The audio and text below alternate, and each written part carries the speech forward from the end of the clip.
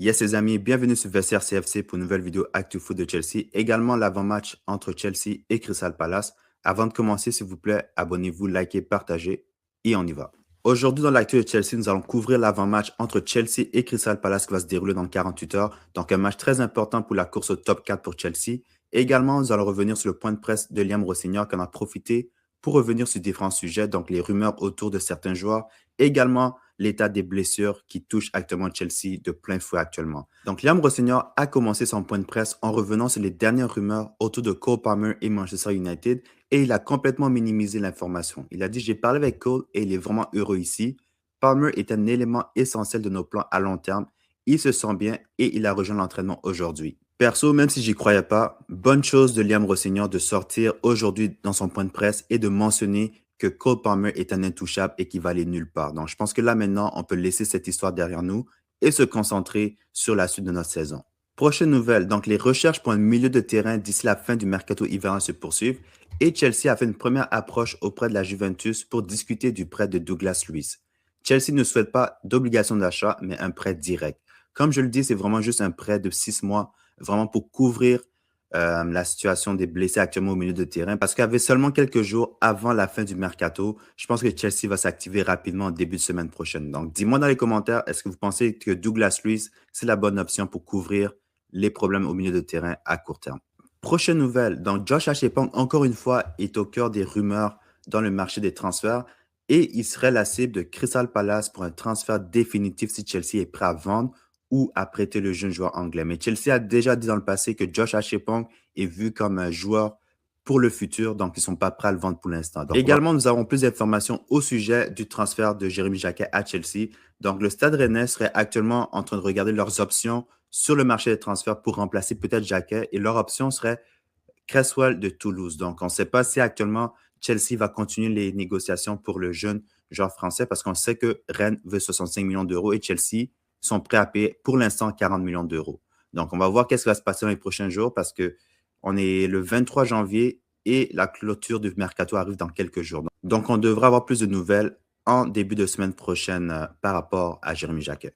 Et également, toujours du côté des rumeurs, Chelsea serait peut-être intéressé à signer le défenseur coréen du Bayern de Munich, Kim Min-jae, l'été prochain.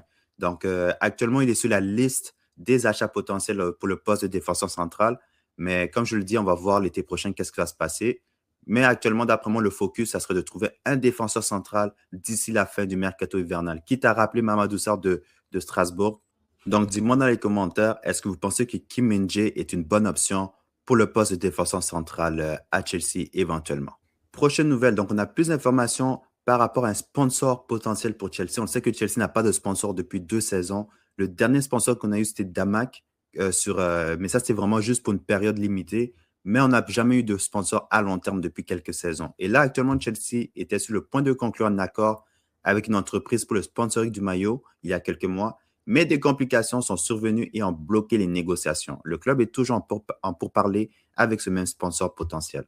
Même pour négocier des sponsors, c'est très compliqué. Ça fait 2 ans qu'on n'a pas de sponsor. Donc, ça fait 2 ans que Chelsea se bloque d'un revenu supplémentaire. Également, une source aurait indiqué que les technologies et les services financiers figurent parmi les cibles de Chelsea pour son sponsor principal. Donc, Liam Rossignol a également profité de son point de presse pour revenir sur les différentes blessures dans l'effectif actuellement. Il a dit que concernant les blessures, les joueurs retrouvent progressivement la forme. Estevao et Jamie Gittens ont été très malades. Heureusement, ils sont actuellement remis de leurs blessures ou de leur maladie. Cole Palmer est en forme et il s'est entraîné aujourd'hui. Il est également revenu sur Romeo Lavia qu'on n'a pas de nouvelles depuis plusieurs mois. Il a dit « Romeo est sur le point de revenir, ce qui est formidable. C'est un très bon joueur évoluant à un très haut niveau. Je ne veux pas recruter des joueurs qui n'apportent rien au groupe ni à la cohésion que nous sommes en train de construire actuellement. » Donc, c'est à Romeo Lavia de trouver un moyen de vraiment rester sur le terrain parce que s'il n'est pas disponible, c'est normal que le club va essayer de trouver une solution pour couvrir ses blessures. Donc, j'espère que là, c'est la bonne pour Romeo Lavia. On a également eu des nouvelles par rapport à Dario Essugo. Liam Rossignol a annoncé que Essugo a glissé à l'entraînement et sera absent pendant plus d'1 mois. Incroyable. Honnêtement, j'ai besoin d'avoir plus d'explications que ça. Comment il a glissé? Sur quoi il a glissé pour être absent pour plus d'1 mois? Il s'est brisé quelque chose? C'est quoi qui est arrivé? Parce que je ne peux pas comprendre comment Essugo est fait en porcelaine. Je suis désolé. Parce que depuis qu'il est arrivé, Chaque fois qu'il s'est blessé, ce n'était pas des semaines, c'était des mois. Parce que Sugo, je vois vraiment le potentiel, je vois vraiment qu'est-ce qu'il peut apporter. Mais le gars, il a l'air d'être fait en porcelaine. Parce que Romeo Lavia, les gars, je vous rappelle, Romeo Lavia, la première saison qu'il est arrivé à Chelsea, il a joué 32 minutes. 32 minutes sur la saison au complet, toutes compétitions confondues. Et là, on a Dario Isugo qui n'a même pas encore joué plus de 30 minutes. Honnêtement, je ne pensais jamais que le record de 32 minutes pour une nouvelle signature de Romeo Lavia allait être battu aussi rapidement. Et Dario Isugo, il a de bonnes chances de le battre actuellement. Donc, avant le match contre Crystal Palace, Liam Rossignol a profité pour revenir sur les leçons qu'il a tirées lors de ses premiers matchs en tant qu'entraîneur de Chelsea. Il a dit en termes de performance individuelle, les améliorations que j'avais demandées sont très encourageantes. Il y a énormément de leçons à tirer pour moi et l'équipe et j'adore ça. Perso, moi, le seul changement que j'ai vu actuellement, c'est qu'il est quand même assez proactif. Donc, il n'a pas peur de faire les changements rapidement et il n'a pas peur d'utiliser les joueurs qu'il a à sa disposition. Donc, ça, c'est ce que je remarque pour l'instant. Donc, dites-moi qu'est-ce que vous avez remarqué par rapport au premier match sur Liam Rossignol. Il est également revenu sur les leaders dans le groupe. On sait que Chelsea se fait beaucoup critiquer parce qu'on pense qu'ils n'ont pas de leader à l'intérieur. Mais voici qu'est-ce qu'il avait à dire Rossignol sur son leadership dans le groupe. Je suis satisfait du leadership dans mon groupe.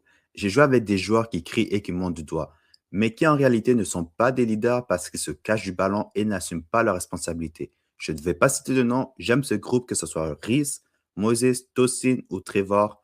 Ce sont tous des leaders à leur manière.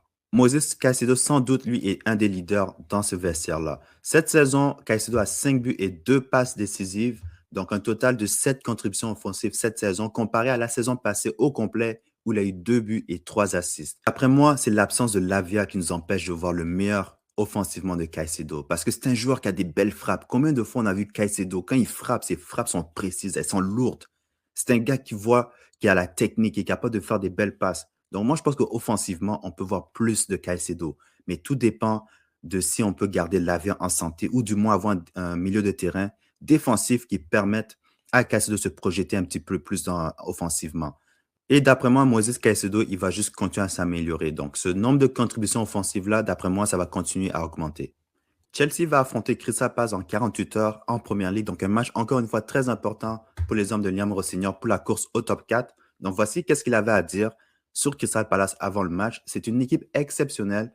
Selhurst Park est un des endroits les plus difficiles où jouer en Première Ligue. C'est vrai, c'est pas facile de jouer là, mais je pense que quand même, avec ce qui se passe actuellement du côté de Crystal Palace, Chelsea doit gagner. Parce que je vous rappelle que Marc Guéhi, leur capitaine, a quitté pour City. Il y a Mateta qui veut quitter Crystal Palace dès le mercato d'hiver. Également, l'entraîneur a déjà annoncé en pleine saison qu'à la fin de la saison, qu'il allait se casser parce qu'il n'aime pas comment le club est actuellement dirigé.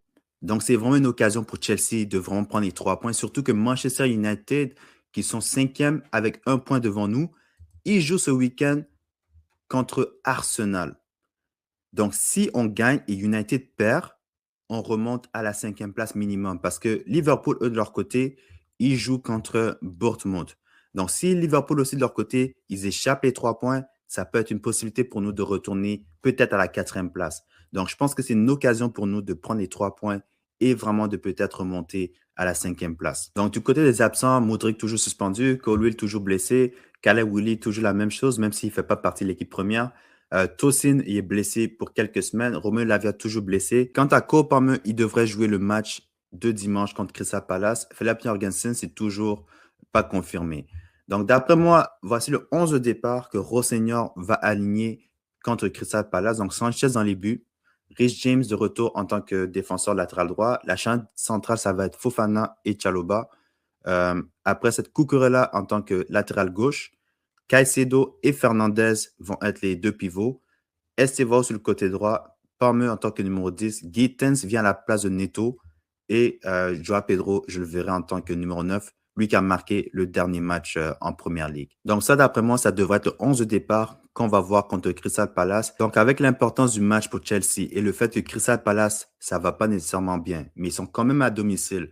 Je vais aller avec une victoire serrée de 2-1. Je vais aller avec les buteurs. Ça va être Joao Pedro et Cole Palmer pour la victoire de Chelsea. Donc, dis-moi dans les commentaires, c'est quoi votre score de prédiction et également, est-ce que vous êtes d'accord avec mon 11 de départ contre Crystal Palace? Donc, ceci conclut l'actu autour de Chelsea. Donc, dis-moi dans les commentaires, qu'est-ce que vous pensez de la blessure de Esugo? Est-ce que vous pensez que c'est inquiétant? Est-ce que Chelsea devrait penser à déjà trouver un milieu de terrain pour le remplacer? Également, j'aimerais votre score de prédiction pour le match contre Crystal Palace dimanche en Première Ligue. Abonnez-vous, likez, partagez et on se retrouve dans une vidéo après le match contre Crystal Palace dimanche. On y va.